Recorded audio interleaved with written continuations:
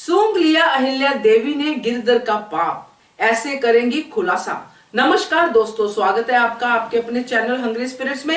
Hungry spirits देख रहे सारे दर्शकों का मैं अंजू शर्मा दिल से स्वागत करती हूँ।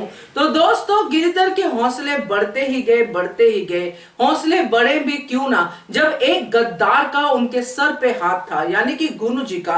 हौसले इतने बड़े कि खुद भी फैसले लेने शुरू कर दिए और कार्यशाला को लगा दी आग। और उसके बाद क्या हुआ, चलिए इस पे चर्चा करते हैं कि अहिल्या देवी कैसे करेंगी गिरधर को बेनकाब। चलिए शुरू करने से पहले वही गुजारिश करती हूँ, जिन्होंने अभी तक चैनल को सब्सक्राइब नहीं किया है कर लीजिए, साथ में दोस्तों बेल आइकन दबाइएगा ताकि आपको हमारे वीडियोस के नोटिफिकेशन मिलते रहे।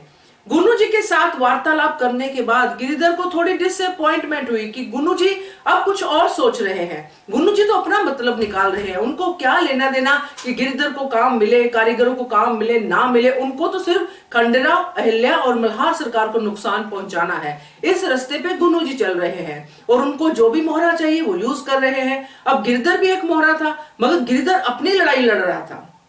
उसको था कि हम जो पुरुष हैं उनका हाथ हमेशा ऊपर ही रहना चाहिए, हमारे जो कारीगर हैं उनका नुकसान हो जाएगा अगर अहिल्या देवी कार्यक्रम जो है उनका शुरू कर लेती है। तो ये सारा कुछ गिरधर के दिमाग में चल रहा था। अब जब दो गद्दार मिले, यानी गिरधर और गुरु जी, तब तो सही चल रहा था काम। दोनों बड़े अच्छे से एक दूसरे को सलाह मशवरा दे रहे थे, सब कुछ कर रहे थे। मगर एक पॉइंट पे गिरधर ने अपना रास्ता देखना शुरू कर दिया और कार्यशाला में आग लगा दी।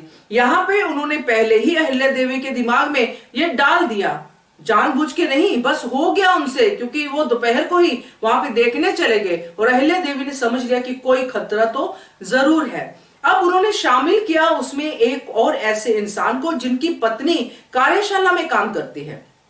आपने नोटिस किया होगा वो इंसान आग लगाने में भी था।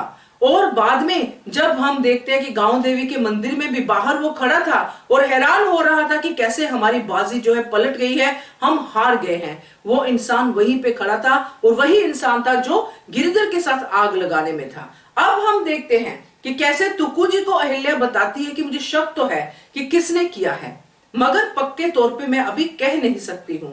तो यहाँ पे ये बिल्कुल क्लियर हो जाता है कि अब हमें गिरधर को पकड़ना ही पकड़ना है, उसको सामने लाना ही लाना है, क्योंकि जो अब नुकसान कर सकता है कल को बड़ा नुकसान भी कर सकता है। और यहीं पे वो आदमी जो हमने देखा, किसी जो वहां पे खड़ा था गांव देवी मंदिर के बाहर, आग में भी शामिल था और आग बुझाने में भी शामिल था, यानी कि गिरधर का मोहरा। वो था गिरधर का मोहरा जो गिरधर का साथ दे रहा था। मगर वो ऐसा मोहरा है दोस्तों जो अपनी जो ईमानदारी से साथ दे रहा है।